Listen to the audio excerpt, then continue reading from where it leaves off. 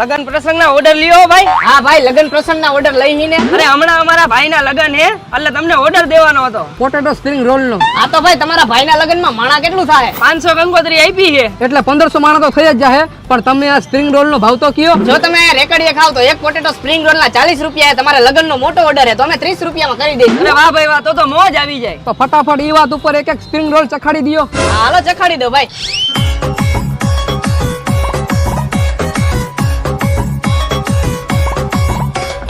હાલો ભાઈ, ગરમા ગરમ પોટેટો સ્પ્રિંગ રોલ રેડી.